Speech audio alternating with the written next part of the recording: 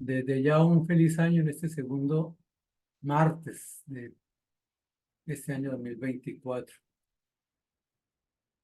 Estamos estudiando el Evangelio de según San Mateo, pero quisiera hacer un pequeño comentario sobre los evangelios. Recordamos que son cuatro los evangelios, que el Evangelio de Mateo está dado para hablar del Evangelio del Reino, es a los judíos, y el propósito del Evangelio de Mateo es hablar de Jesús como el Rey.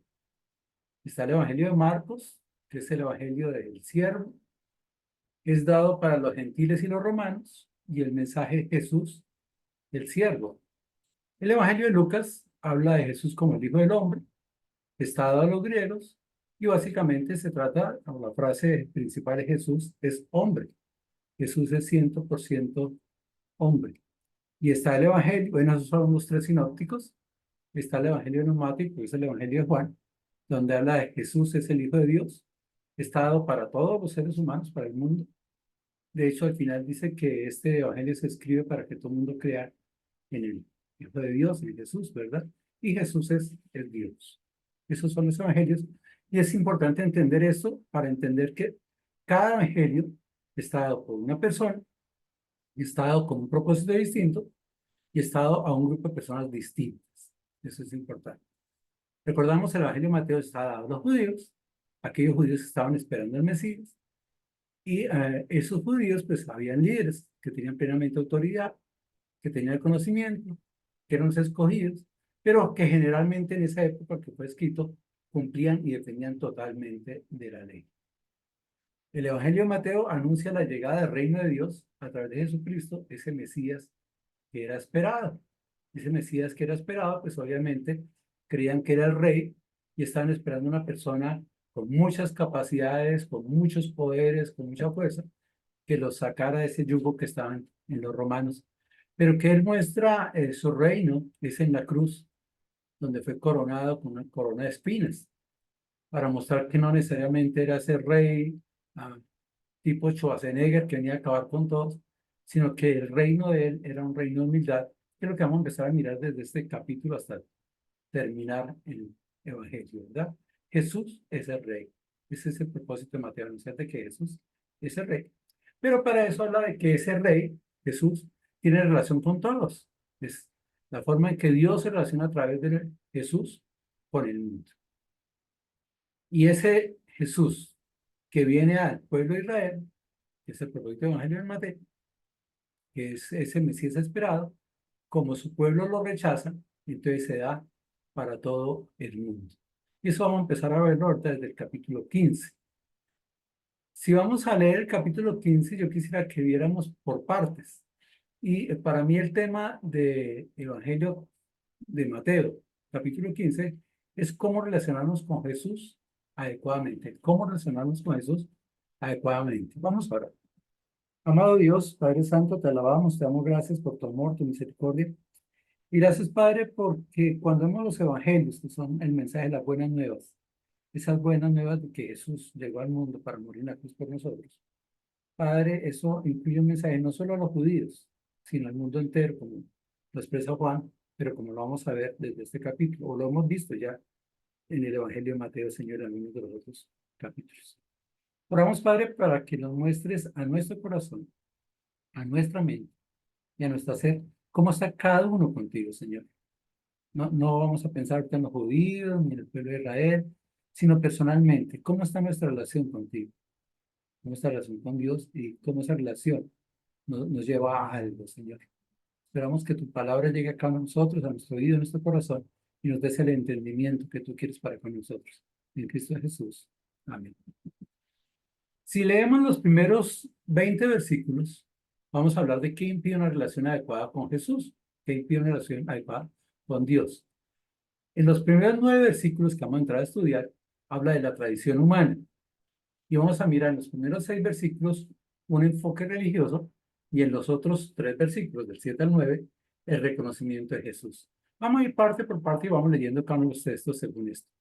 Les repito, los primeros 20 versículos nos hablan de qué impide una relación adecuada con Jesús. Y versículo 9, 1 al 9 nos habla de la relación humana. En esa relación humana vamos a mirar en los primeros 6 versículos ese enfoque religioso. Y vamos a ver 3 partes. Los 2 primeros versículos nos habla de cómo ese enfoque religioso es expresado por ellos mismos, por los fariseos. Dice el versículo 1 del capítulo 15, entonces se acercaron a Jesús ciertos escribas y fariseos de Jerusalén, diciendo, ¿por qué tus discípulos quebrantan la tradición de los ancianos? Porque no se lavan las manos cuando comen pan. Y vemos cómo ese enfoque religioso, que es algo que impide una relación con Dios, tiene que ver en lo que está sucediendo allá. El hermano Esaú hablaba el martes pasado sobre Mateo 14 y terminó diciendo los 3 últimos versículos que terminada la travesía vinieron a tierra de Genezaret cuando le conocieron los hombres de aquel lugar. Enviaron noticias por toda aquella tierra alrededor y trajeron a él todos los enfermos. Y le rogaban que les dejase tocar solamente el borde de su manto y todos los que lo tocaban quedaron sanos. Pues vimos ahí al final del capítulo 14 cómo Jesús está en tierra de Genezaret, ¿verdad? Y cómo le buscaban a él, y le buscaban para que hiciera milagros, pero confían totalmente en él, plenamente en él, tanto que, mire, el ruego era, por favor, déjenos tocar solamente el borde de tu manto, y todos los que lo tocaban quedan sanos. Yo pienso que eso es un acto plenamente de fe. Y entonces ahí en medio de la fe de estas personas que estaban buscando a Jesús, se levantan los fariseos, y dice el versículo 1, entonces se acercaron a Jesús ciertos escribas y fariseos de Jerusalén. Entonces lo que yo veo es que desde el versículo 12, Jesús ya había, bueno, todo Mateo ha contendido con los fariseos, ha contendido con los escribas, pero acá parece ser que el capítulo 12, al final del capítulo 12, dice que los fariseos se fueron de Jesús y conspiraron para matarle. Capítulo 13 luego dice que ellos fueron a donde él. Y acá dice que ciertos escribas y fariseos que venían desde Jerusalén.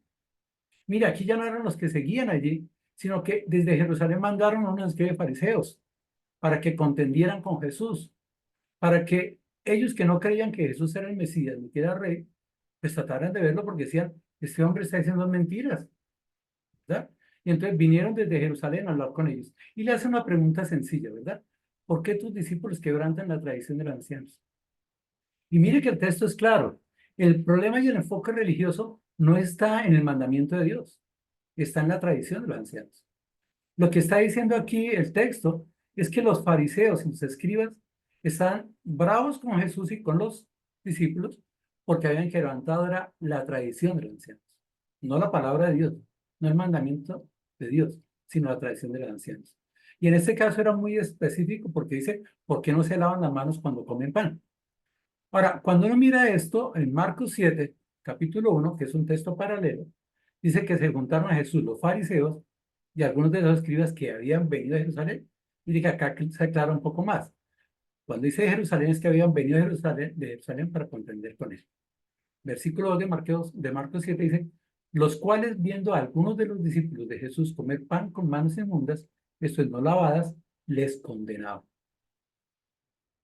Parece ser que estos escribas y fariseos que venían desde Jerusalén y los otros estaban más pendientes no de escuchar la doctrina de Jesús, no de mirar lo que sea de Jesús, sino de ver cómo criticar a los discípulos de Jesús. Versículo 3, porque los fariseos y todos los judíos se aferraban a la ¿qué? A la tradición de los ancianos.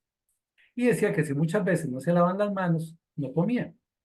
Volviendo a la plaza, si no se lavaba, no comían. Y otras muchas cosas hay que tomaron para guardar, como el lavamiento de los vasos de beber, el lavamiento de los jarros, de los utensilios de metal y de los lechos. Le preguntaron pues los fariseos y los escribas a Jesús, ¿por qué tus discípulos no andan conforme a la tradición de los ancianos, sino que comen pan con manos inmundas? El texto allí en Marcos es un poco más específico, más claro, y está diciendo que los fariseos y los escribas que venían desde Jerusalén, que estaban persiguiendo a Jesús, que estaban viendo lo que hacían los discípulos, estaban bravos. Y el enfoque religioso es claro, decía, el problema es que ellos no guardan la tradición de los ancianos. Esos hombres lo que están haciendo es infringiendo el mandamiento humano, esa tradición que hemos hecho por tanto tiempo. Lo segundo que vemos es que fue evidenciado por Jesús. Marcos 15:3 dice, respondiendo él les dijo, porque también vosotros quebrantáis el mandamiento de Dios por vuestra tradición. Mire que Jesús es muy claro y está diciendo que hay dos cosas importantes. Uno es el mandamiento de Dios y otro la tradición humana. Y el problema es que los fariseos y los escribas que vienen de Jerusalén atacan a los discípulos porque no guardan la tradición. Pero Jesús va más allá y dice, espera un momentico, el problema no es la tradición, el problema es el mandamiento de Dios. Y ahora el problema es que no es que ellos estén incumpliendo algo, el problema es ustedes, porque ustedes están quebrantando el mandamiento de Dios por vuestra tradición. Aquí lo grave es que ellos querían que se respetara la tradición y estaban condenando a los discípulos por no guardar la tradición, pero no habían caído en cuenta que ellos estaban incumpliendo el mandamiento de Dios. ¿Sabes que lo que hacían los fariseos y los escribas era apartar al hombre de Dios y apartaban al hombre de Dios porque no querían que guardaran el mandamiento de Dios, sino la tradición humana? Y entonces Jesús va y le dice, mire, el problema ese, ¿por qué? Es ese. Y vamos a profundizar en el enfoque por medio de un ejemplo, capítulo 15, versículos 4 al 6. Ya vimos que la pregunta ¿por qué? Tiene que ver con que o se incumple el mandamiento o se incumple la tradición. El versículo 4 aclara y dice, porque Dios mandó diciendo, honra a tu padre y a tu madre, y el que maldiga al padre o a la madre muera irremisiblemente. Es decir, acá hay dos cosas importantes. El mandamiento de Dios es honrar a padre y madre. La tradición dice eso, versículo 5, pero vosotros decís, cualquiera que diga a su padre o a su madre, es mi ofrenda a Dios, todo aquello con que pudiera ayudarte, ahí está. Hay dos cosas importantes, uno el mandamiento de Dios y otro la tradición humana. Ellos deberían de honrar a padre y madre, pero ellos querían pensar en la plata. Decían, pero es que si todo lo que yo trabajo es para mi papá y a mi mamá, pues no tiene sentido. Pero el mandamiento de Dios decía, miren y velen por su papá y por su mamá, porque si no lo hacen de morir irremisiblemente, pues entendemos que acá la muerte tiene que ver con algo totalmente espiritual. Pero ellos no pensaban en lo espiritual, ellos pensaban en lo material. Por eso para ellos era más fácil decir, pero espera un momentico, porque esta plata es para ofrendar a Dios. Y yo no puedo ayudarte porque es que si te ayudo a ti, no voy a dejar nada para Dios. Entonces ellos lo que hacían era quebrantar el mandamiento de Dios y no honraban a papá y a mamá, sino que buscaban la tradición y decían, es que yo todo se lo aparto a Dios. O sea, esta plática es para Dios. Así sencillo. Entonces, no honraban a padre y madre, pero evadían su responsabilidad que tenían con el padre y la madre para decir que es que era para Dios. Y lo que hacían era invalidar el mandamiento. Versículo 6 dice, ya no ha de honrar a su padre o a su madre, así habéis invalidado el mandamiento de Dios por vuestra tradición. El enfoque religioso es complicado porque lo que hace es disminuir el mandato de Dios y lo que hacen es buscar la tradición. Y el problema que tenían estos fariseos y estos saduceos, estos escribas, es que vivían más por las tradiciones que por el mandamiento de Dios. Porque el mandamiento de Dios es honren a padre y madre. Pero ellos no se preocupaban por padre y madre, sino que estaban pensando en la parte económica de ellos y entonces le decían al papá y a la mamá, mire, papá y mamá, pues yo sí quisiera, pero es que la verdad es que yo quiero ofrendar esto a Dios y eso ya está separado para Dios. Recuerden que la ofrenda en esa época lo que buscan era que ellos apartaran para Dios las cosas antes. Y entonces las necesidades pues decían, no, mire, qué pena, pues si yo tengo una platica ahí guardadita, pero es para Dios. Pero nos hace pensar hoy en día.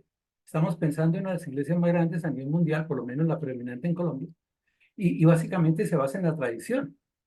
Me acuerdo alguna vez oí que se dice que primero es la voz de su líder, segundo la tradición y tercero la escritura. Entonces, cuando hay un conflicto hay que pensar, ¿qué dice el Papa? Segundo, ¿cómo lo hemos hecho? Y tercero, ¿cómo está en la palabra? Si el Papa no ha dicho nada, si la tradición nada, no muestra nada, miremos la palabra.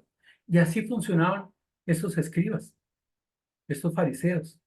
Ellos cumplían en las tradiciones y habían hecho unas normas humanas que la habían hecho por tradición y que preferían que se cumpliera eso y no el mandamiento de Dios. Entonces, ¿cuál es la prioridad? Cumplir la tradición, cumplir la tradición. Y será bueno pensar nosotros hoy en día, y estoy seguro que muchos tenemos a nuestro lado personas que están por encima de la palabra de Dios y lo que hacen es cumplir la tradición. Pero tal vez en esta noche haya alguien que esté visitándonos o que no haya estado haciendo la palabra de Dios, sino que se haya basado en la tradición. O tal vez en algún momento alguien escuche este video. Yo quiero ser sincero. Es un problema y es un enfoque humano y de religión. Recuerde que la religión no es que sea tan del todo buena, porque la palabra religión es volver a ligar, es llevar a la persona a una esclavitud con algo, y en este caso la esclavitud es con las tradiciones de las normas humanas que sean. Cuando el mandamiento de Dios lo que hace es buscar liberarnos a nosotros. Dice, y conoceréis la verdad, y la verdad os hará libres. ¿Verdad? Tenemos plena libertad, pero la tradición esclaviza. Y era lo que hacían ellos. Ellos, para que cumplieran la tradición, esclavizaban al hombre. Y muchas veces separaron al hombre de Dios para cumplir esas tradiciones. Entonces, no solo la tradición humana y ese enfoque religioso, sino es el mismo reconocimiento que Jesús hace, versículos 7 al 9. ¿Qué les dice Jesús? Hipócritas. Bien profetizó de vosotros Isaías cuando dijo: este pueblo de labios me honra, mas su corazón está lejos de mí. Pues en vano me honran enseñando como doctrinas mandamientos de hombres. ¿Sabes?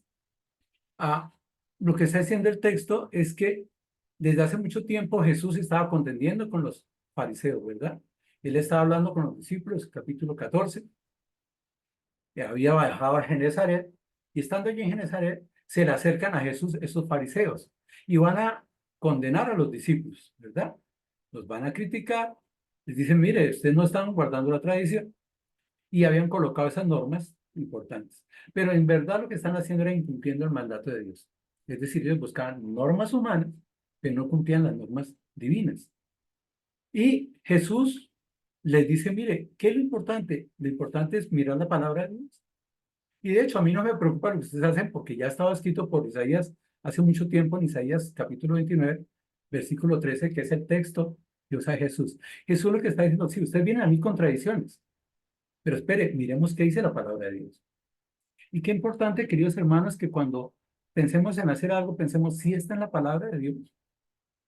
Porque a veces queremos hacer las cosas de corazón, pero las hacemos es para guardar las normas humanas y no las normas divinas. Y ahí en Isaías 29:3 dice lo mismo, ¿no? Dice pues el Señor: porque este pueblo se acerca a mí con su boca y con sus labios me honra, pero su corazón está apartado de mí, está lejos de mí. Y su temor de mí no es más que un mandamiento de hombres que les ha sido enseñado. Es decir, vivan más por doctrinas humanas que por la doctrina de Dios. Ahí está el error de los religiosos. El problema de la religión es que a veces seguimos normas humanas y no los mandamientos de Dios. Y entonces eso nos vuelve, ¿qué? Hipócritas, solo palabrería. De hecho, la palabra de Dios dice: no todo el que me dice Señor, Señor entrará en el reino de los cielos, sino aquel que hace su voluntad. El problema no son nuestras palabras y qué hacemos con nuestras palabras. El problema es qué estamos haciendo. ¿Estamos siguiendo las tradiciones nuestras o estamos siguiendo la palabra de Dios y los mandamientos de Dios? ¿Y cuál era el problema? Que de palabras decían muy bien las cosas, ¿verdad? Este pueblo de labios me honra. Este pueblo se acerca a mí con su boca. Pero mientras se acerca con su boca, su corazón se aleja cada vez más, porque invalidaban el mandato de Dios con la palabra de los hombres, con las tradiciones humanas, ¿verdad? Y entonces está diciendo que hay cuatro cosas. Uno, que son solo palabrería; otros, que no aman de corazón y que no se relacionan con Dios. Pero dice: más su corazón está lejos de mí, pues en vano me honran. O sea, eso que dicen no sirve de nada. En vano me honran, porque lo honraban era con los labios. Pero esos labios que honraban a Dios estaban cerca de las tradiciones humanas, pero separados de Dios. Por eso su corazón está lejos. Y el problema era que seguían normas humanas. Entonces, el error de los religiosos es que buscan más las normas y tradiciones humanas que la palabra de Dios. Y aunque habla muy bonito y aunque se ve muy chévere, el problema es que sus corazones están separados de Dios. Ahora, la palabra de Dios acá nos va a aumentar un poquitico más ese conocimiento. Lo que quiero que vamos hasta aquí, hasta el versículo 9, es que el problema es la tradición humana, ¿verdad? Y no solo era enfocado en los religiosos, sino que Jesús lo había reconocido. Y vamos a mirar ahora el versículo 10 al versículo 20, cómo vemos la condición humana. O sea, el problema no solo era el error de los religiosos, sino que el problema no es de la religión, el problema es del ser humano. Y vamos a mirar tres cosas. Versículos 10 y 11 nos habla del principio integral. El versículo 12 al 14 nos habla de un error religioso. Y versículos 15 al 20 nos hace una aclaración vital. Mire que es el mismo bosquejo que hemos visto hasta el momento. Hay un principio, hay un error y hay que hacer una aclaración. Miremos versículos 10 y 11. Entonces, al mirar la condición humana, dice: y llamando así a la multitud, les dijo: oíd y entended. No es lo que entra en la boca lo que contamina al hombre, más lo que sale de la boca, esto contamina al hombre. Estamos viendo que hay un principio integral, hay algo que hay que entenderlo muy claramente. Esos fariseos que estaban allá, quedaron ahí, Jesús se retira de los fariseos. Ya había contendido con los fariseos. Y si usted tiene un gran problema, ¿verdad? Ustedes lo que son hipócritas. Entonces se dirige a la multitud, ¿verdad? Y va a la multitud y le dice, mire, como si ustedes quieren seguirme a mí, tienen que hacer dos cosas. Uno, oír, y lo más importante, entender. Y yo creo que esto es un principio integral que viene a expresarse más adelante, pero que como cristianos tenemos que hacer dos cosas: oír la palabra, estudiar la palabra, pero también entenderla. Y hay que entenderla porque a veces vienen las tradiciones humanas que nos hablan de muchas cosas. Por ejemplo, hoy en día hay una tradición que es hablar de prosperidad, y en las iglesias se habla de prosperidad y que porque soy hijo del rey tengo que tenerlo todo. Entonces hay que cuestionar un poquitico y hay que entender qué es lo que dice la palabra de Dios en cuanto a prosperidad. Porque en la primera Juan dice que la prosperidad de Dios es integral, que debe prosperar nuestra salud, nuestra alma y también pues obviamente la parte económica, pero es una prosperidad integral, que es el resultado de lo que Dios hace en nuestras vidas. Acá hay un principio integral, que es lo que está en el versículo 11. Dice, no es lo que entra en la boca lo que contamina al hombre, más lo que sale de la boca, esto contamina al hombre. ¿Y qué habían hecho los fariseos? Hablar y hablar y hablar y criticar y condenar y decir. Todo lo hacían con su boca. Pero ellos decían, mire, ustedes están contaminando porque sus manos están sucias. ¿En qué estaba el enfoque? En lo físico. Y decían, usted tiene un grave problema y es que sus manos están sucias. Pero recuerden que esas manos sucias era parte de la ley y de la tradición que ellos habían sacado. Pero el problema verdaderamente, ¿dónde estaba? En lo que sale de la boca. Y según Lucas 6:45 dice, porque la abundancia del corazón habla. Pero Jesús ya le había dicho, basado en Isaías, que el problema no está necesariamente en la boca, sino en el corazón. Es decir, el problema no es tener mis manos sucias, el problema es tener mi corazón sucio. Ahí está el problema. El principio integral no tiene que ver con lo que hay en mis manos, sino lo que hay en mi corazón. Porque tal vez en mis manos hay bacterias, hay virus, hay hongos que pueden entrar y contaminar mi parte física.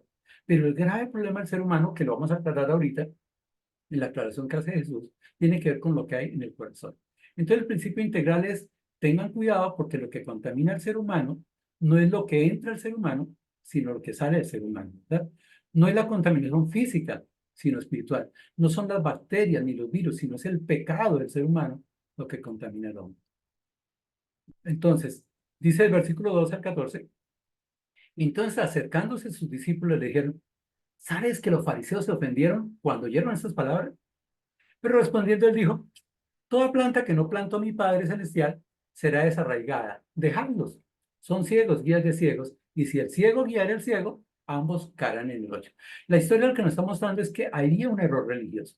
Y ese error religioso tiene que ver con que estaban los fariseos primero, Dios contendió con los fariseos, luego va a la multitud y le dice, oís y entendéis lo que hay que hacer, no solo oír, sino entender.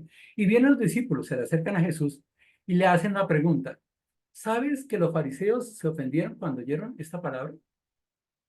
Así como en el capítulo 14 le preguntan a Jesús si sabía las cosas. ¿Sabes? A veces a nosotros nos parece que Jesús no entiende las cosas, que Dios no conoce las cosas. Los discípulos le están diciendo a Jesús, ¿tú sí conoces? ¿Tú sí sabes? ¿Sí te has dado cuenta que los fariseos se ofendieron?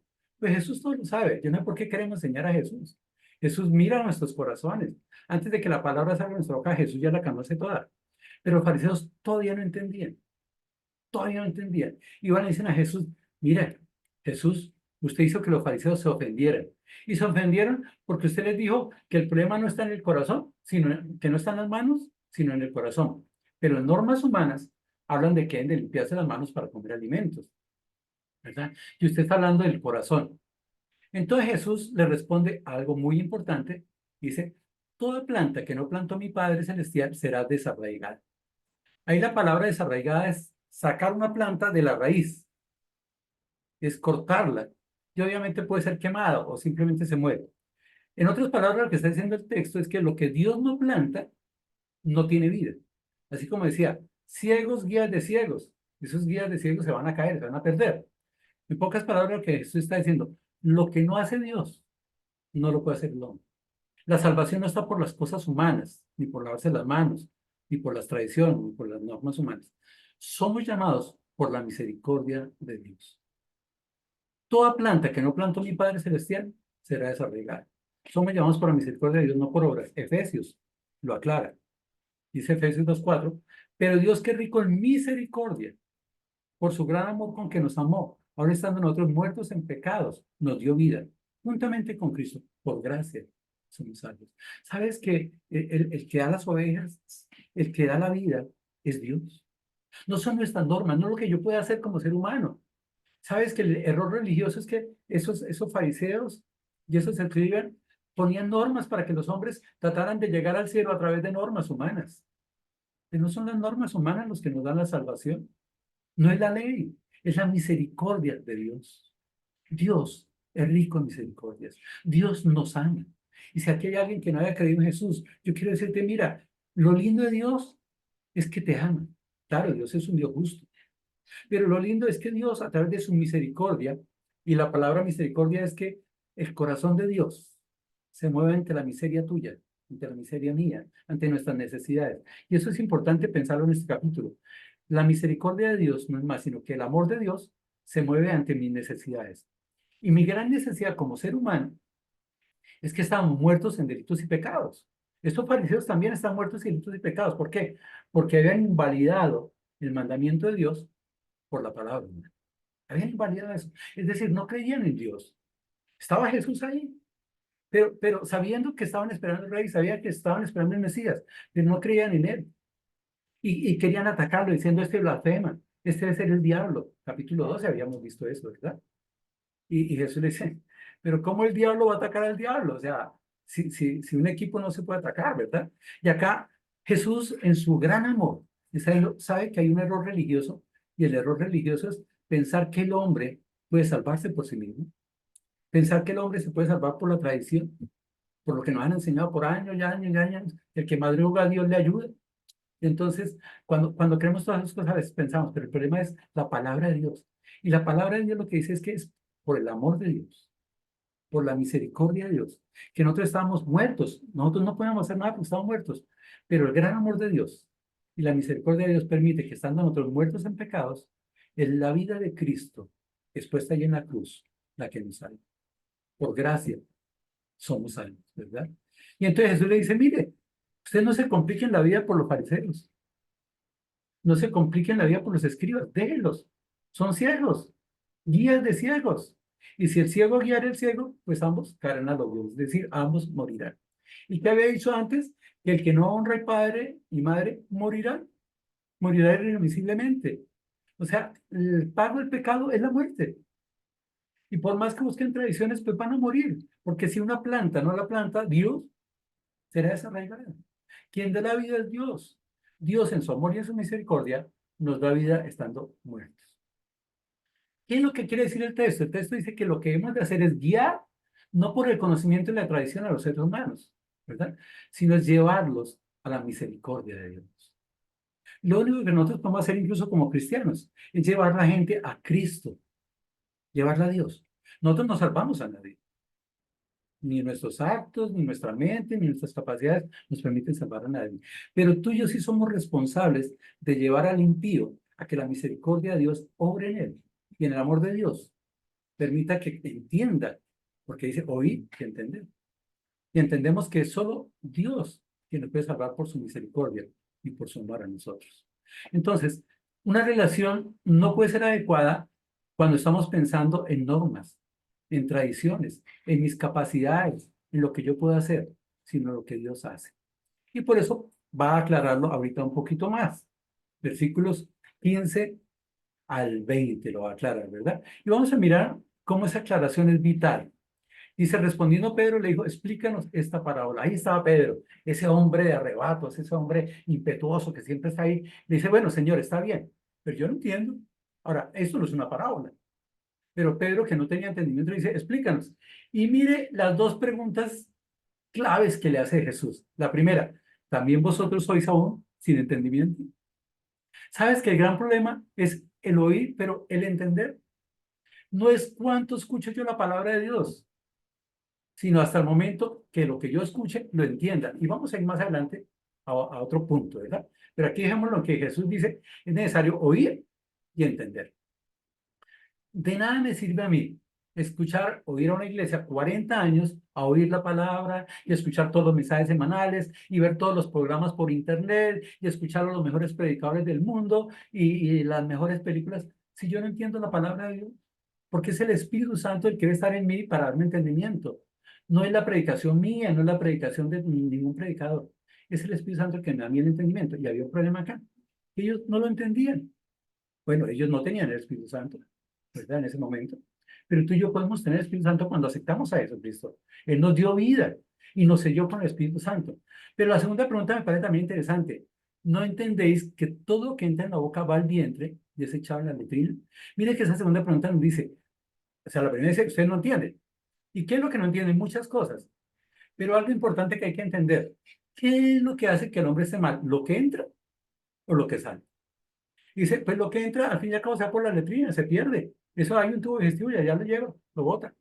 Lo que está diciendo el texto es que muchas veces lo que nosotros tenemos en el estómago no es absorbido, no es asimilado.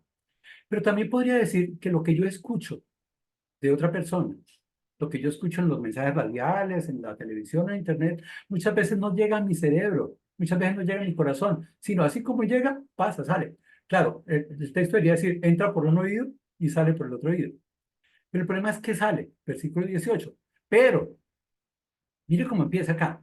Acá lo importante es que hay que hacer una aclaración necesaria. Y por eso dice el pero. ¿Qué es lo que yo tengo que entender? Que lo que sale de la boca del corazón, sale. ¿Verdad? Lo que sale, ¿verdad? Dice, pero lo que sale de la boca del corazón, sale y esto contamina al hombre. No son mis manos sucias. El gran problema es lo que sale de la boca. ¿Qué es lo que decimos? Ah, pero espera un momentico, porque el versículo 18 dice, pero lo que sale de la boca, del corazón sale. O sea, ¿dónde está el problema? El problema está en el corazón, ¿verdad? Porque es que lo que habla la boca viene del corazón. El problema no son si tengo la mano sucia, sino si tengo sucio el corazón, porque esto es lo que contamina al hombre.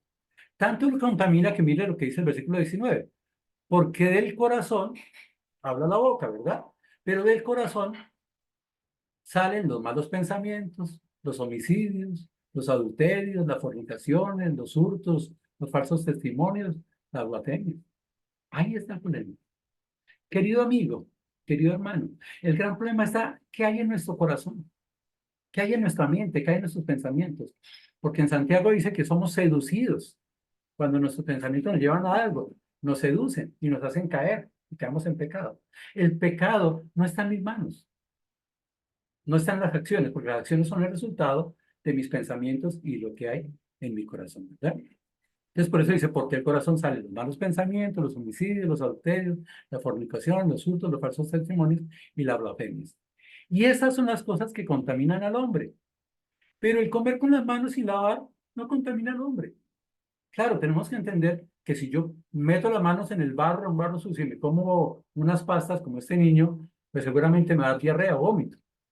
Pero aún si me da vómito y diarrea, eso sale por la letrina y se expulsa. Pero ¿cuántas de las cosas que hay en mi corazón contaminan todo mi ser? Por ejemplo, la amargura. Esa raíz de amargura contamina a otras personas también. Y eso está en el corazón, ¿verdad? Querido amigo, querido hermano, no pensemos más en las manos ni en nuestras acciones. Lo que tenemos que hacer es limpiar el corazón. No son leyes, no son normas. Qué lindo cuando nuestro corazón es limpio. De hecho, Dios lo dijo. Y cambiar nuestro corazón de piedra por un corazón de carne. Que la palabra de Dios limpia nuestro corazón. Y cuando limpia nuestro corazón, pues cambia nuestros pensamientos. Y si cambian nuestros pensamientos, cambian las acciones. Entonces vamos a mirar cómo establecer una relación adecuada. Y esta es una historia que está tanto en Mateo como en Marcos. Está en Mateo y Marcos. Y es la historia de la mujer sirofenicia. Y aquí vamos a ver cuatro cosas. Primero, el versículo 21, la obra de Jesús. Versículo 22, el actuar humano. Versículo 23 y 24, la visión humana. Y versículo 25 al 28, ese diálogo salvador, que es la expresión de la fe. ¿Qué hace que pueda yo establecer una relación adecuada con Jesús? ¿Qué puede hacer que yo establezca una relación con Dios? La fe, no las obras, no la tradición. Las obras deben ser el resultado de creer plenamente en Jesús y obedecerle a Él. Vamos a mirarlo más adelante. Entonces, el versículo 21 dice, saliendo de Jesús de allí se fue a la región de Tiro y de Sidón a aquella hora. ¿Cuál es el actuar de Jesús? Es claro, dice, saliendo de allí, ya Jesús había confrontado a los fariseos, ya le había hecho a la multitud de la gente que estaba allá, que lo importante era oír y entender. Y ahora se va con los discípulos a buscar otros judíos. Ay, él vino a los judíos, entonces se va a buscar otros judíos acá. Y entonces sale de donde estaba, que es esta parte del mar de Galilea, Genesaret. Recordemos que el mar de Galilea tiene 21 por 12, y si ustedes multiplican esa distancia hasta llegar a Tiro y Sidón, da más o menos unos 87 kilómetros. Se va a 87 kilómetros. Claro, alguien diría ahorita, como ir más allá del sitio del playón, eso son 2 horitas, sí. Eso era caminando, y era por camino un poco complicado. Pero ¿qué es lo importante? Que Jesús se va a una ciudad de fenicias costeras, que son unas ciudades comerciales, porque allí el transporte era fluvial y el comercio era fluvial. Y dice que a aquella hora Dios tiene el tiempo para todo. Pero cuando miramos los evangelios, vemos a Jesús activo, siempre está activo. Sale de un lado, sale de otro lado, ¿verdad? Y se fue en esa hora. Ahora, yo podría preguntarme por qué salió. Y seguramente podría pensar que porque ya había hablado con los fariseos, porque ya había pasado. Pero yo creo que Jesús se va con los discípulos porque quiere enseñarle algo a sus discípulos. Pero no solo eso, sino que Jesús ya les ha dicho, mire, el problema no es oír, el problema es entender. Y obviamente que el cristianismo debe ser teórico práctico. A mí me da la impresión que cuando saca a los discípulos le está diciendo, mire, ustedes tienen que entender las cosas y tienen que practicar lo que entienden. Por eso dice el versículo 22, y aquí una mujer cananea que había salido de aquella región clamaba, diciéndole, Señor, hijo de David, ten misericordia de mí. Mi hija está gravemente atormentada por un demonio. Entonces miremos el actor humano. Jesús siempre activo. Jesús siempre buscando a las personas. Y acá empieza el texto diciendo, y aquí una mujer. ¿Sabes que Jesús caminó 87 kilómetros para llegar a hablar con una persona? Para llegar a solucionar una necesidad. Ese es el amor de Dios. Es como buscar almas perdidas. Y qué lindo cuando ese amor de Dios debe estar en nosotros y con nosotros de buscar almas perdidas personalmente. Jesús vaya a buscar a esta mujer, pero con un grave problema, que esta mujer era una mujer cananea. Y vaya a Fenicia, los sirios habían manejado esa zona de Fenicia, esa región costera, esta mujer cananea, que de una u otra manera alguien dice que esa palabra cananea es sufrida, pero también esa palabra cananea tiene que ver con que eran enemigos de los israelitas, y Jesús venía por los israelitas, pero esta mujer era enemiga de ellos, ¿verdad? El texto tiene que ser también con que esta mujer era griega, era gentil, y obviamente, pues, toda esta región de Fenicia era manejada por los sirios. Y vamos a ver dos cosas de esta mujer. Primero, ¿qué es lo que hace? Y dice el texto, ya que una mujer cananea que había salido de aquella región clamaba. Esa mujer que hacía, clamaba. ¿Qué es clamar? Dos cosas importantes. Clamar puede ser un grito que se pronuncia con fuerza, pero también puede ser una voz suave que se eleva en momentos de aflicción. El clamor generalmente es algo que se hace con gran intensidad en medio de mi desesperación y mi aflicción. ¿Sabes que tú y yo podemos tener grandes necesidades? Y en algún momento nos toca clamar a Dios y decirle, Señor, haz algo. Ahora, miremos lo que esta mujer reconoce. Y reconoce cuatro cosas importantes. Mire que ella clama diciéndole, Señor, hijo de David. ¿Y qué está haciendo esta mujer? Señor, tú tienes toda la autoridad. Tienes toda la autoridad porque tú eres Señor. Pregunto, ¿qué había pasado con los fariseos? ¿Qué había pasado con los escribas? ¿No creían en Jesús? No le veían ninguna autoridad a Jesús. Antes pensaban que ellos eran superiores a Jesús y cada vez están diciendo, mire sus discípulos, mire lo que hace. Y contendían, mire usted es del diablo. Pero esta mujer, pecadora, esta mujer apartada del pueblo de Israel, lo primero que ve es que Jesús es el Señor, que Él tiene toda la autoridad. Lo segundo que ve es que le dice, hijo de David, le está diciendo, tú eres rey, tú tienes todo el dominio. Lo tercero que dicen es, ten misericordia de mí. Él es misericordioso. Como vimos en Efesios, estábamos muertos en delitos y pecados y Él nos dio vida. Esa es la misericordia de Dios. Pero mire que el texto es importante porque ella dice, ten misericordia de mí. Pero ¿quién estaba enferma? Dice, mi hija está gravemente atormentada por un demonio. Ahora, el problema no era tanto su hija. El problema es el concepto que tenía esta mujer con su hija. Ella quería ayudar a su hija. ¿Sabes que yo creo que el problema no es lo que sucede a nuestro alrededor, sino el enfoque que nosotros tenemos? Y ella obviamente el enfoque quería era salvar a su hija. Y lo cuarto que vemos es que reconoce su necesidad. Dice, ten misericordia de mí, mi hija está. La palabra gravemente es una palabra que realmente quiere decir como tiene un maleficio. Y por eso dice acá, atormentada por un demonio. O sea, ella entendía que el problema acá era un problema totalmente espiritual, pero que Jesús tenía toda la autoridad, que Jesús tiene todo el dominio, pero también que Jesús es misericordioso y que conocía su necesidad. Mientras que los fariseos, ¿qué habían hecho? Habían puesto cargas a las personas, se basaban en la tradición, rechazaron a Jesús, conspiraron contra Jesús. Final del capítulo 12 dice que conspiraron contra Jesús. ¿Sabes que lo que yo estoy viendo es que Jesús busca el ser? En ese momento Jesús corrió 87 kilómetros para llegar a esta mujer. Pero también me doy cuenta que el ser debe reconocer su necesidad de ir a Jesús. Queridos amados, amigos, mientras tú no reconozcas tu necesidad de Jesús y no vayas a Jesús, tu vida no va a cambiar. Yo no sé esta hija cuánto tiempo llevaba enferma, pero lo que sí sé es que en este momento esta mujer vio a Jesús, reconoció que él tenía toda la autoridad, reconoció que él era el rey y fue y acudió a su misericordia, expresando su necesidad. Querido amigo y querido hermano, yo pienso que mientras nosotros tengamos el orgullo de los fariseos y no reconozcamos nuestras necesidades, nuestra vida no va a cambiar. Pero si reconocemos que tenemos una necesidad y que Jesús tiene toda la autoridad y que Jesús tiene todo el dominio y que en su misericordia Él quiere lo mejor para nosotros, y si vamos a Él, porque esa mujer fue a Él, ¿verdad? Había salido de esa región, pero había ido a Él. ¿Por qué no ir a Él en estos momentos? ¿Por qué no ir a Jesús en cualquier momento y expresarle nuestra necesidad, sea la necesidad que sea? Pero hay que entender cuál es nuestra verdadera necesidad. La necesidad no era que la hija estuviera atormentada, sino la impresión que ella le daba que su hija sufriera, era el sufrimiento por su hija. O sea, la necesidad puede ser que yo esté pendiente de que me falta plata, pero la necesidad no es la falta de plata. La necesidad puede ser cómo estoy manejando el presupuesto. Qué lindo cuando podemos ir a Jesús. Y esto es lo que vemos acá. Hay que establecer una relación adecuada. Y esta relación está adecuada en clamar y entender que solo Dios es el que puede solucionar muchas cosas de nuestras vidas.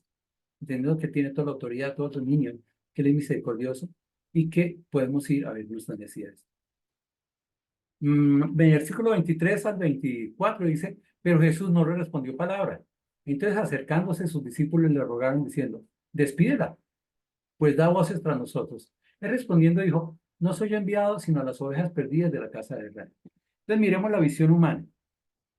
La visión humana tiene que ver con que esos discípulos estaban ahí, ya le habían dicho a Jesús, ¿verdad?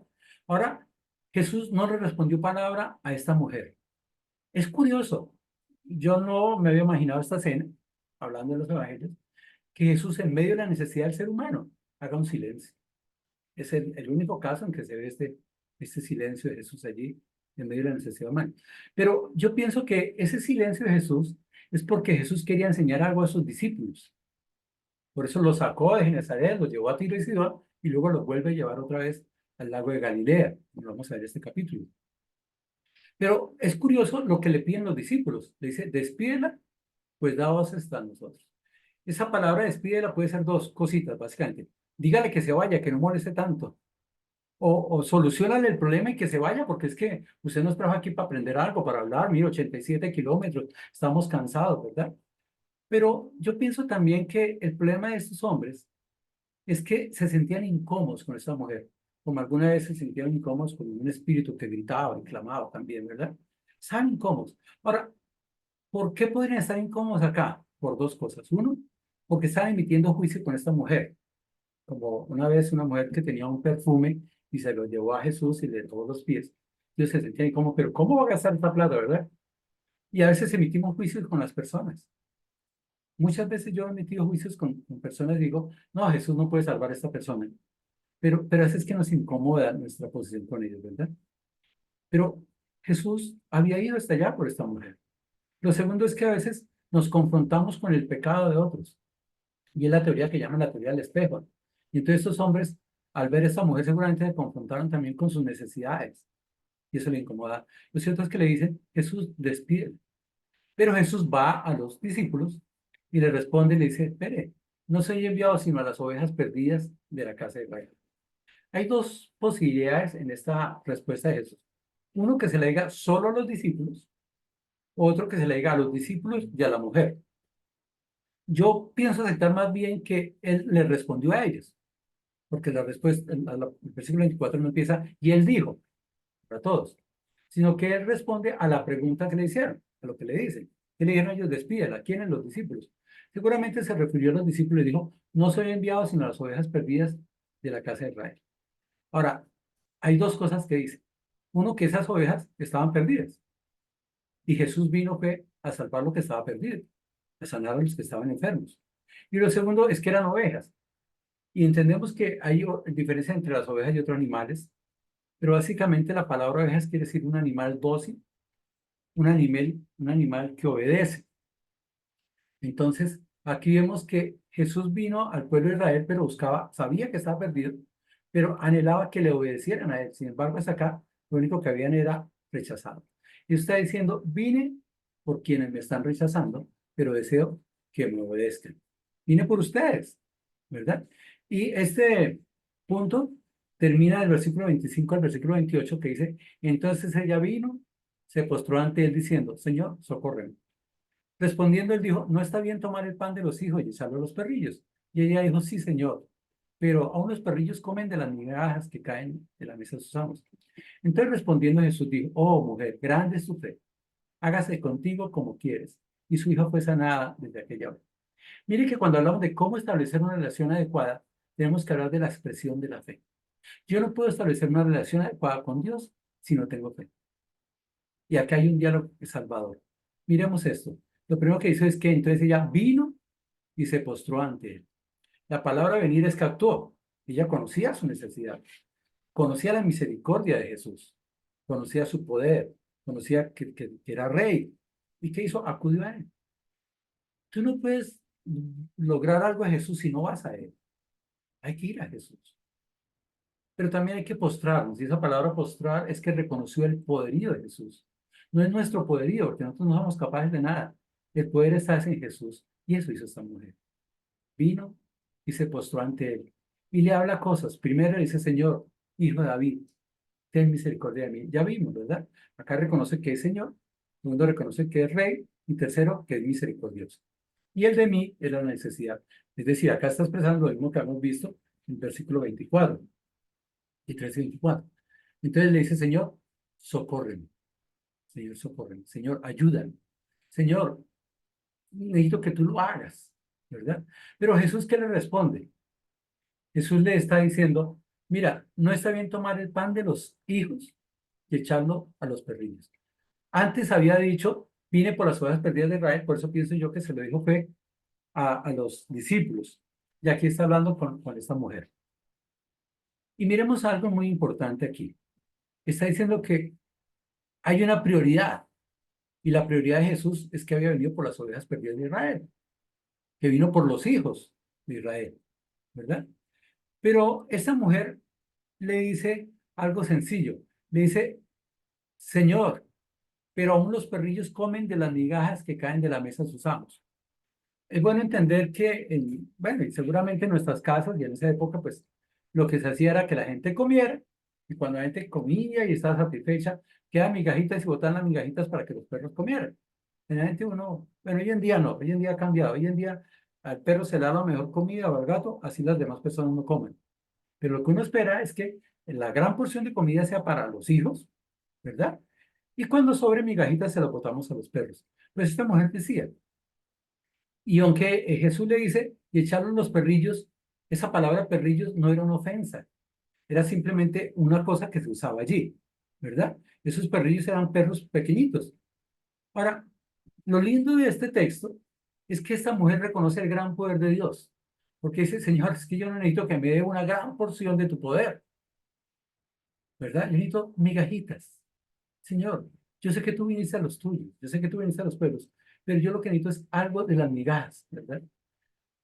Ella que había reconocido el gran poder de Dios. Dice, Dios es totalmente poderoso, Dios tiene toda la autoridad, Dios tiene todo el dominio. Si aunque fuera, me dieron una migaja, con esa migaja, mi hija será sanada.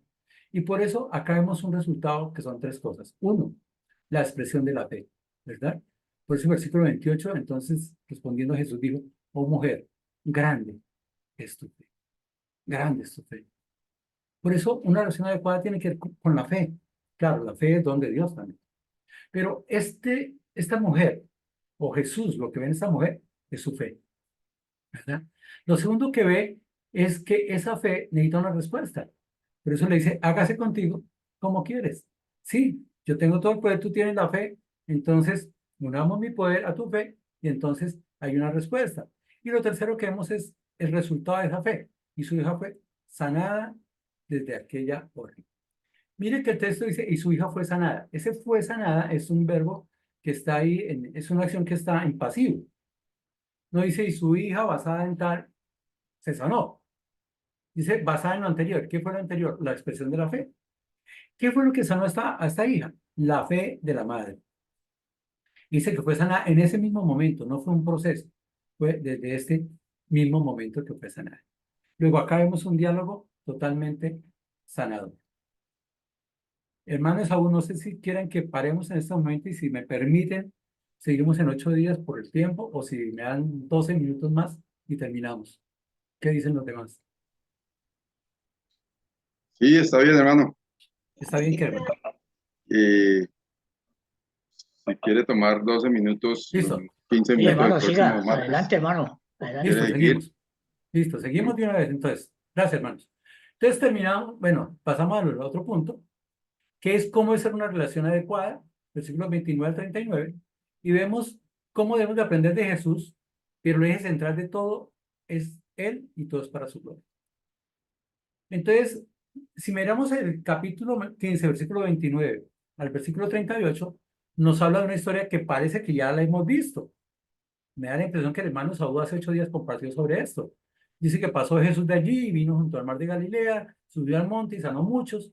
Luego el versículo 32 dice, y Jesús llamando a sus discípulos dijo, tengo compasión de la gente, porque hace 3 días ya no comen, y alimentó a muchos, ¿verdad? Parece que eso ya lo habíamos visto hace 8 días.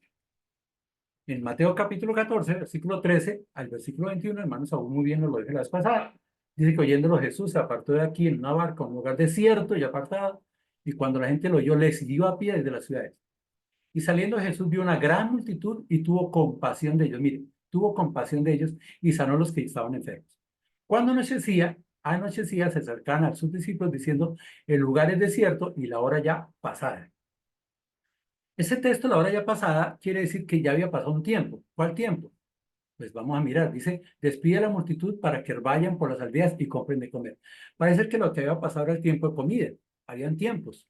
Y esta multitud llegó con Jesús por la mañana. Había pasado el tiempo y no habían almorzado nada. Entonces él está diciendo, mi señor, esta gente ya debe tener gastritis, ya pasó el tiempo, despídelo y que vayan y coman algo. Pero Jesús les dice, no tienen necesidad de irse, dadles vosotros de comer. Ellos le dijeron, no tenemos aquí sino 5 panes y 2 peces. Él les dijo, tráemelos acá. Bueno, esa historia ya la vimos. Los bendijo y partió a los discípulos. Pues, ¿cómo debe ser una relación adecuada?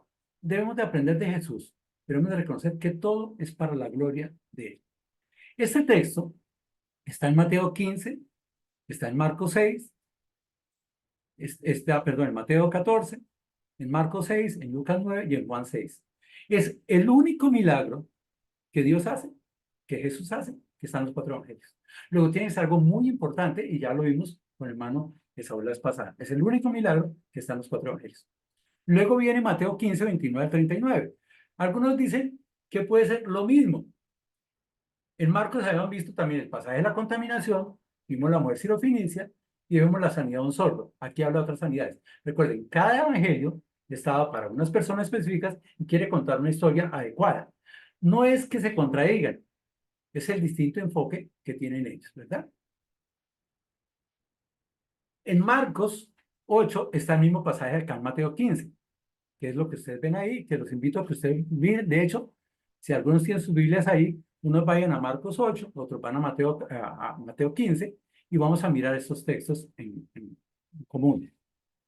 Lo vamos a revisar. Dice Mateo 15, 29. Pasó Jesús de allí y vino junto al mar de Galilea, y subiendo al monte se sentó allí.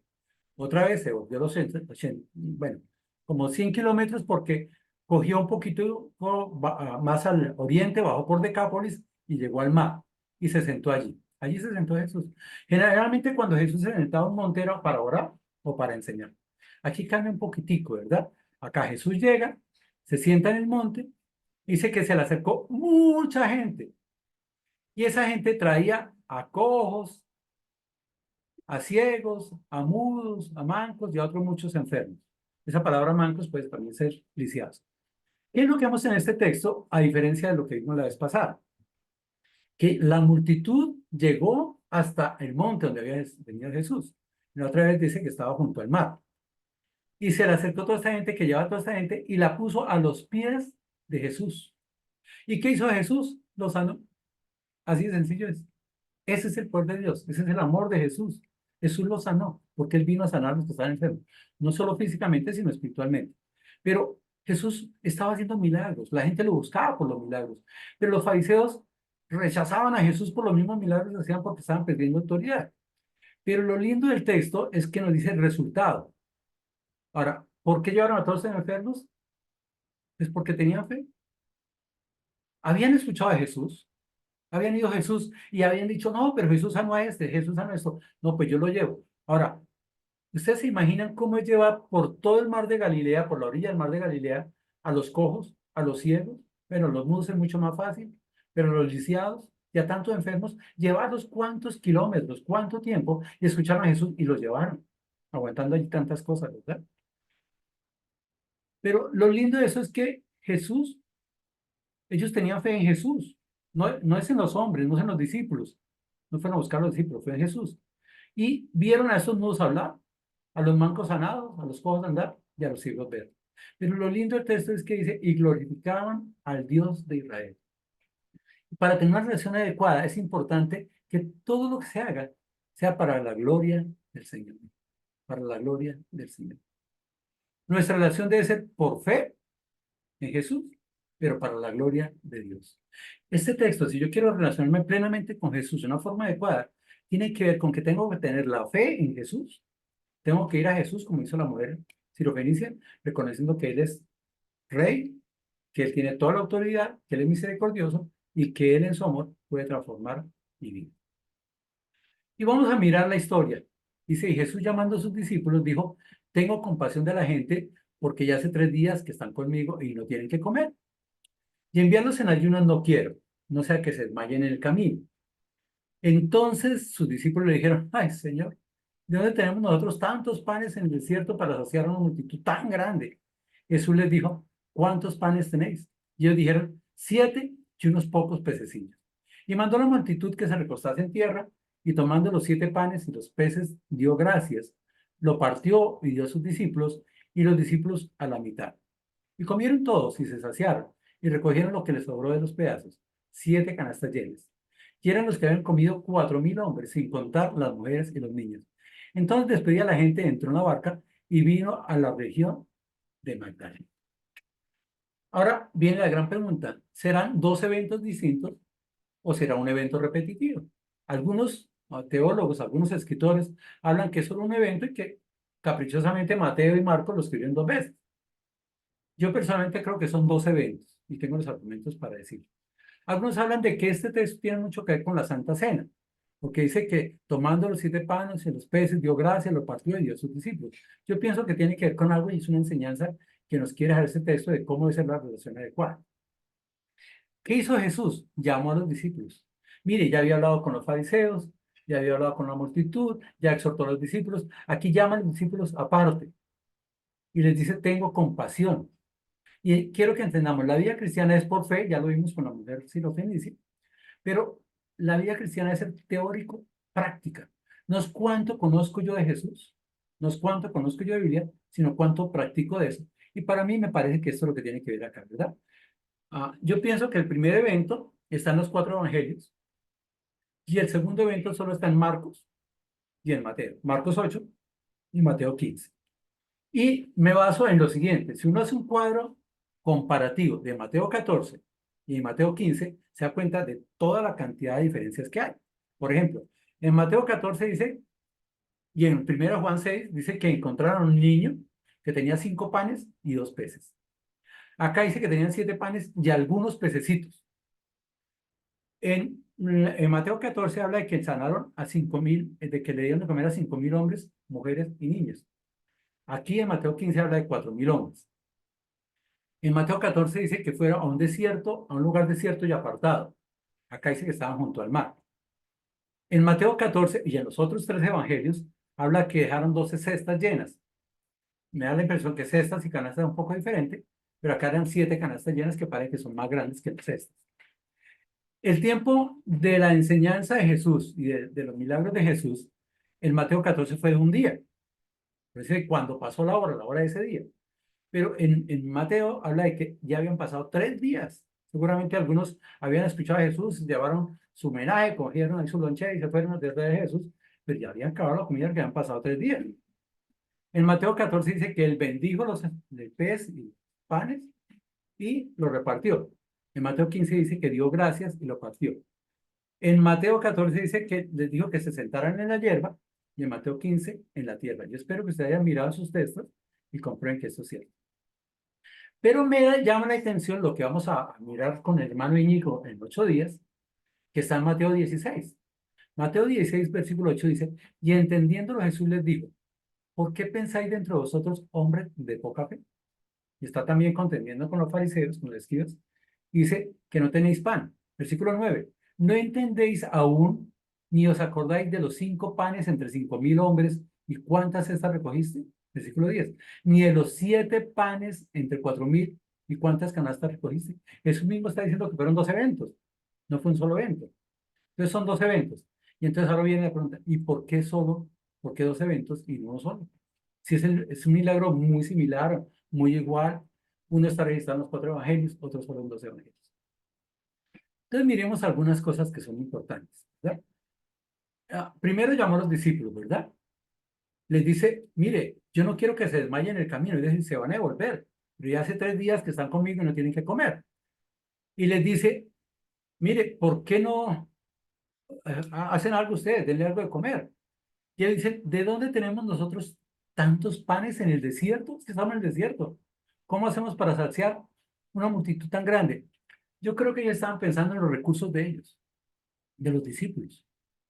Y Jesús les está diciendo, mire, si ustedes quieren tener una relación adecuada, no piensen en los recursos humanos, piensen en lo que Dios puede hacer. Y les pregunta, ¿cuántos panes tenéis? Ellos dijeron, 7 y unos pececillos.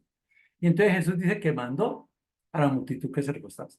Si nos recordamos en Juan 6, dice que uno de sus discípulos, Andrés, hermano de Simón Pedro, le dijo, aquí está un muchacho que tiene 5 panes de cebada y 2 pececillos. ¿Más qué es esto para tantos? Entonces Jesús dijo, hacer recostar a la gente, y había mucha hierba en aquel lugar, y se recostaron como un número de 5.000 varones. Esto ya había pasado. Juan, de todos los 4 evangelistas, es el único que habla de que Andrés, el hermano Simón, llamó a un muchacho y este muchacho le dio los elementos. En Mateo, en Marcos y Lucas, dice que Jesús les preguntó cuántos tienen y ellos dijeron, tenemos 5 panes y 2 pececillos. Entonces alguien se dirá, mire, la Biblia se contradice. No, la Biblia no se contradice. Lo que pasa es que cada uno escribió para algunos distintos. Mateo escribe para los judíos y quiere que los judíos entiendan algo muy claro en ellos, ¿verdad? Marcos a los gentiles, Lucas a los griegos. Y Juan escribe a todos. Entonces, cuando Juan escribe a todos, dice, mire, todos somos útiles en el reino de Dios. Aún este muchachito pequeño que tenía 5 panes de cebada y 2 pececillos. Es por eso, ¿verdad? Cada uno está escrito a distintas personas y con distintos propósitos. Juan dice, esto se escribió para que todos crean en Jesús y creyendo en él, seáis salvos. Ahora, yo lo que quiero que entendamos es que me da la impresión de que se repitió 2 veces una escena similar para entender que la vida cristiana es teórico, experimental y con entendimiento. Es decir, Jesús habló teóricamente en muchas partes, pero Jesús llevó a los discípulos para que tuvieran la experiencia, ¿verdad? Y acá por eso los llama. Dice, Jesús llamando a sus discípulos les dijo, tengo compasión de la gente, que es lo mismo que pasa en Mateo 14. Lo que mueve a Jesús es la compasión de la gente. Pero Jesús es el gran maestro. Por eso es conocido como el rabí. Y cuando miramos el ministerio de Jesús, Jesús muchas veces está enseñando, muchas veces está evangelizando, muchas veces está sanando y lo hace de muchas maneras. Pero la enseñanza profunda que yo veo detrás de esto y por qué se repite la cena es para que les diga, mire, no es cuántas veces yo hago esto, es que ustedes tienen que entenderlo. entenderlo, y ya le había contado varias veces, y lo lleva a la práctica. Por eso les dice acá, les dice, no se desmayen en camino porque ya están conmigo, no tienen que comer, llevando a sus discípulos, les dijo eso, y sus discípulos le dijeron, ¿de dónde tenemos nosotros? Pero hace muy poco tiempo, ya antes de irse de Genesaret para Sidón y Tiro, volver, es decir, un mes, pongámosle, ya había pasado una escena similar. ¿Qué es lo que pasaba? Que se les olvida. Y tal vez a ti y a mí se nos olvida lo que Jesús hace en nuestras vidas, porque nos falta entendimiento, entender de la misericordia de Dios, del poder de Dios, del amor de Dios. Él es rey, Él es soberano, Él tiene toda la autoridad. Y nos dice, mire, llevemos a la práctica. Tenemos la fe, pero la fe debe ser práctica. Por eso les lleva a ellos a hacer eso.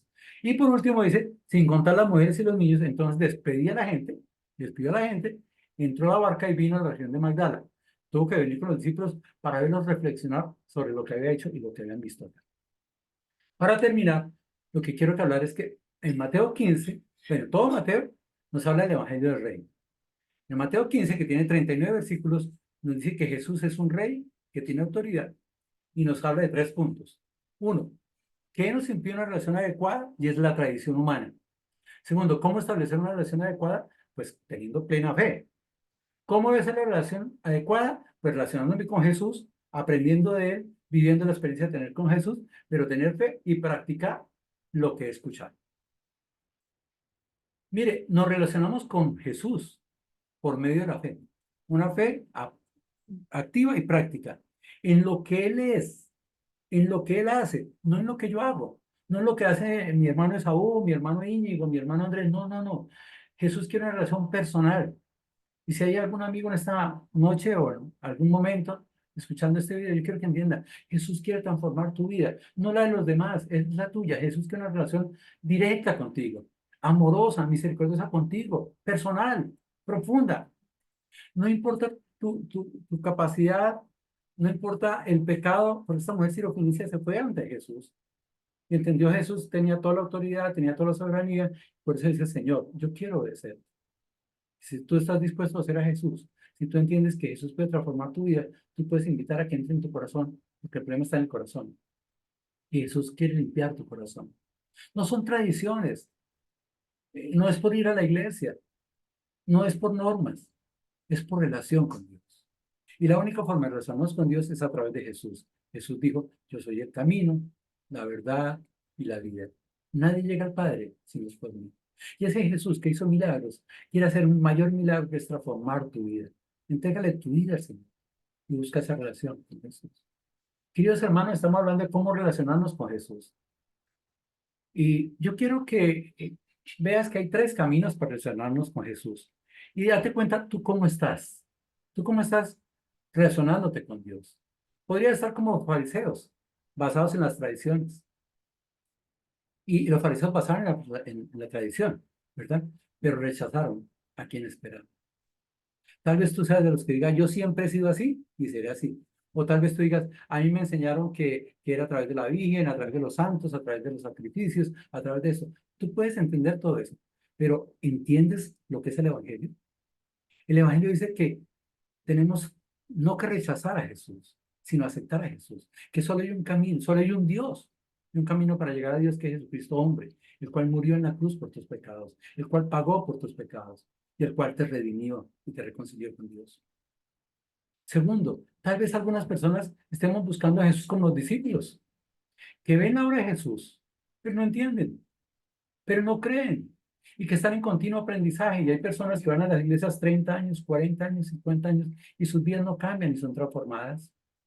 Y estamos como los discípulos, sí, conocemos de Jesús, sí, nos relacionamos, pero no entendemos que el problema está en nuestro corazón, es cambiar nuestro corazón, y que Jesús quiere cambiar tu corazón a través del Espíritu Santo. Pero tal vez pueden haber personas, como esta mujer, la mujer cananea, que reconoció su necesidad, que vive esa necesidad como propia y ve a Jesús como su Señor y Rey, que se postra ante Él reconociendo su poder y acude a su misericordia y con fe plena en lo que Él puede hacer, no lo que ella puede hacer, porque ella veía a su hija enferma, pero no podía hacer nada. Querido amigo, querido hermano, ¿cómo te estás relacionando con Jesús? a través de las tradiciones humanas. O tal vez simplemente estás escuchándolo, conociéndole, pero tu vida no ha cambiado. Porque tal vez oyes, pero no entiendes. O tal vez entiendes, pero no practicas. Y el Evangelio hay que oírlo, entenderlo y practicarlo. Y es lo que vemos, por eso se repite esta historia de la multiplicación de los panes 2 veces, ¿no? Pero qué bueno que seamos como esta mujer cananea, que reconozcamos que somos pecadores, pero que en la misericordia de Dios podemos ir a Jesús, ir a Él, reconociendo que es Señor, reconociendo que es Rey, reconociendo su misericordia y reconociendo que solo Él puede transformar nuestras vidas, no nosotros. Pero tenemos que ir con fe plena. No importa nuestro pecado. Esta mujer cananea era pecadora, era fuera del pueblo de Israel. No importa el pecado, lo que importa es que ese pecado que va allí en la cruz del Calvario, que podemos ir allá. Queridos hermanos, les deseo un feliz año 2024. Yo creo que este año somos llamados a anunciar las buenas nuevas de salvación. Debe ser el propósito de nuestras vidas, anunciar las buenas nuevas de salvación. Pero yo oro para que este año sea para crecer en el Señor, dependiendo de Él, no de nosotros. Y que lo hagamos en plena fe, no basados en nuestros recursos como lo hicieron los discípulos. Pero, ¿qué es esto? ¿Qué tenemos? No importa lo que tú y yo tengamos. No importa lo que tenga la asamblea. Lo importante es que tenemos al Espíritu Santo. Lo importante es que tenemos plena relación con Dios. Y las cosas de Dios, en el tiempo de Dios, no carecerán de los recursos de Dios. Queridos hermanos, somos llamados a tener una fe práctica y activa. Y somos llamados a dar un testimonio a otros para la gloria del Señor. Vamos a ver. Amado Dios, Padre Santo, te damos gracias por tu amor, tu misericordia, tu bondad. Señor, somos como esta mujer cananea que tenemos necesidades, que tenemos dificultades, que las sentimos como nuestras, pero tenemos el gran privilegio de que tú has venido a buscarnos a nosotros. Ahora permítenos ir ante ti, postrarnos ante ti, ante tu amor, ante tu poder, ante tu soberanía, para reconocer que tú eres Rey y Señor. Y nosotros tan solo podemos ser tus siervos, Señor. Que seas tú quien nos dé entendimiento que tenemos que limpiar nuestro corazón y cambiar nuestros pensamientos. Que nuestro entendimiento sea renovado por la palabra de Dios. Entendamos cómo es la voluntad de Dios buena, agradable y perfecta. Y que caminemos en medio de esa voluntad. Que nuestra fe sea no solo teórica, sino práctica, activa y en respuesta a tu mandato y nuestra tradición, Señor. Y que todo lo que hagamos, como lo expresaba este texto muy bien, sea para glorificar a Dios, para tu gloria. Bendice cada uno de mis hermanos, amigos que escuchan y ven este video, y que todo sea para tu gloria. En Cristo Jesús. Amén. Bueno, muchas gracias, hermanos, y disculpen el tiempo. Gracias a usted, hermano Jorge. Muchas gracias, hermano, por la todos. enseñanza. Gracias, hermano Jorge. Muchas gracias, hermano Jorge. Dios lo bendiga.